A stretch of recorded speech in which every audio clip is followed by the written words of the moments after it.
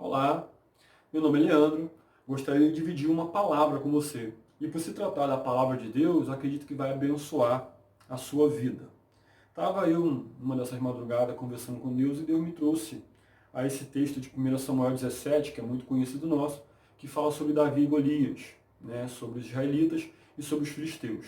A história vai dizer que Golias era um homem de guerra, né, um homem aí aproximadamente de 3 metros de altura, 2,80 e alguma coisa, tinha ali a couraça dele, só a couraça dele quase 60 quilos, né? Mais de um saco de cimento, né, nele ali, né? Tinha um escudeiro que ia à frente dele, uma lança, né, também muito poderosa, pesada também, escudo, espada, todo armado, um homem de guerra. Ele chega diante do exército de Israel, a qual o rei era Saul, e fala, eu só quero um homem, né? Apresentem um homem para lutar contra mim. E se por acaso esse homem puder me vencer, os filisteus serão servos dos israelitas. Agora, se por acaso eu vencer, né, os israelitas serão servos dos filisteus. Ele fez esse desafio, e no versículo 11 vai dizer, ouvindo então Saul e todo Israel essas palavras do filisteu, espantaram-se e temeram muito. Vou repetir. Eles ouviram essa declaração, se espantaram e temeram muito.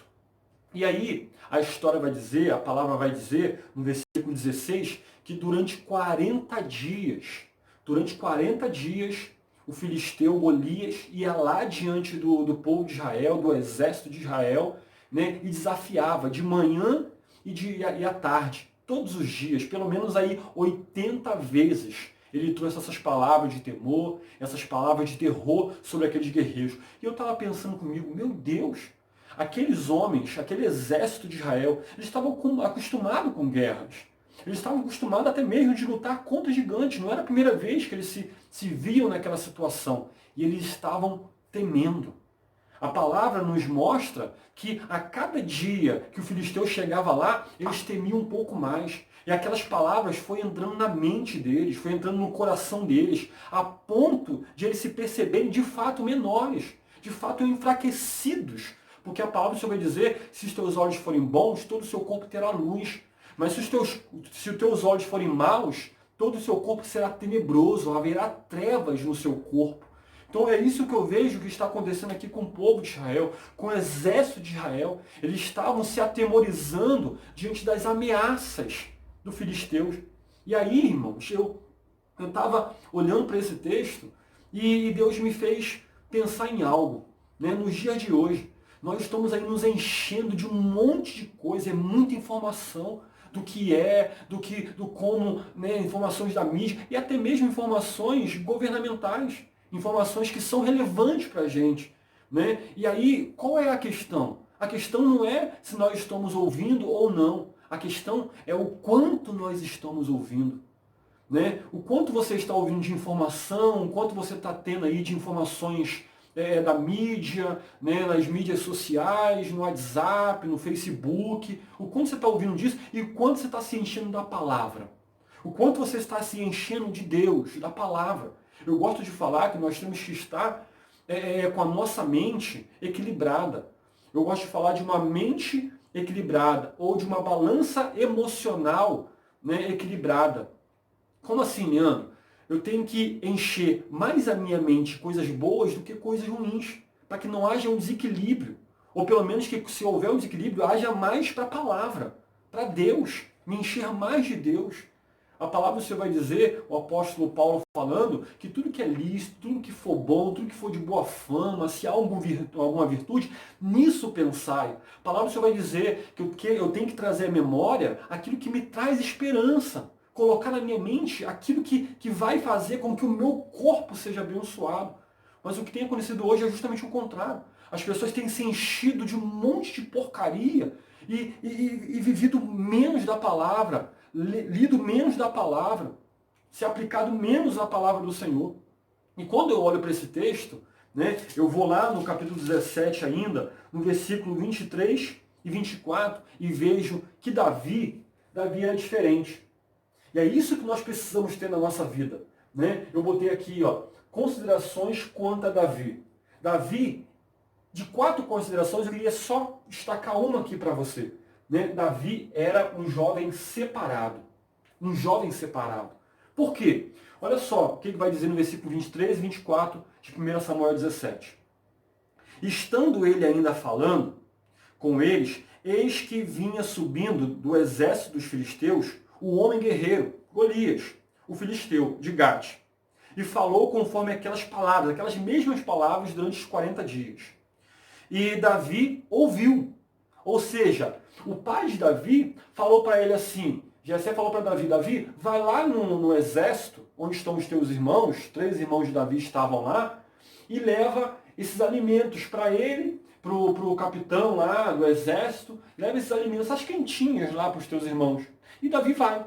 E quando Davi chega lá, ele ouve pela primeira vez aquela declaração do filisteu, de Golias.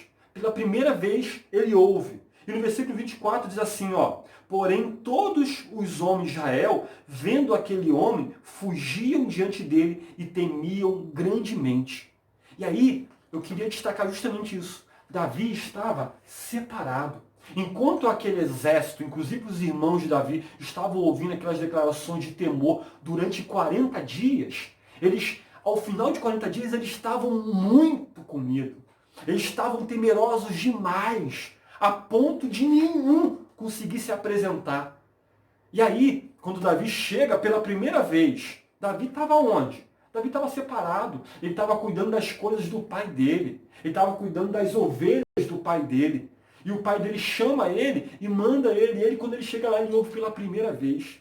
E aí a posição de Davi é que quando ele chega, ele ouve pela primeira vez, ele declara, quem é esse incircunciso filisteu para afrontar o exército do Deus vivo? Aleluia! Sabe o que eu quero aqui entender junto com você, irmãos? É tempo de nós nos separarmos. É tempo de fazermos como Davi fez, estarmos separados.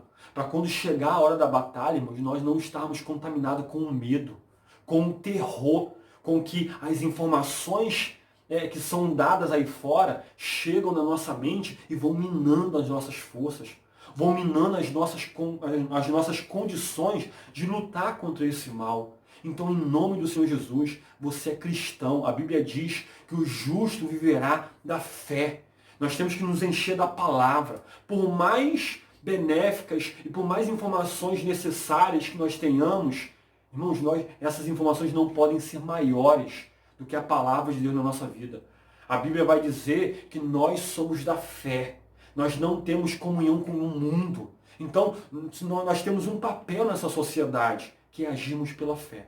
Então, em nome do Senhor Jesus, se encha da fé e crermos que esse incircunciso coronavírus vai cair diante do Senhor Jesus na tua vida, vai cair diante do Senhor Jesus na nossa sociedade, no nosso Brasil, mas é necessário que a igreja se posicione no seu papel, que é de ser sal da terra, luz do mundo. A palavra separado fala de santidade. É tempo de nos santificarmos ao Senhor, é tempo de estarmos separados do mundo e nos aproximando cada vez mais do Senhor. Como diz o salmista, bom para mim é aproximar-me de Deus, é se achegar mais perto de Deus, para que possamos, em nome de Jesus, resistir no dia mal, resistir ao diabo, resistir a tudo aquilo que tem acontecido aí fora. Porque, irmãos, as pessoas aí fora estão pedindo a mim e a você que nós venhamos apresentar a Cristo, venhamos apresentar a razão da nossa fé.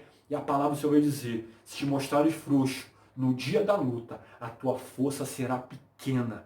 Então é hora de você se posicionar, se separar como Davi, para que quando a afronta chegue a você, você declare, eu vou contra ti em nome do Senhor dos Exércitos, em nome do Senhor Jesus. Deus te abençoe.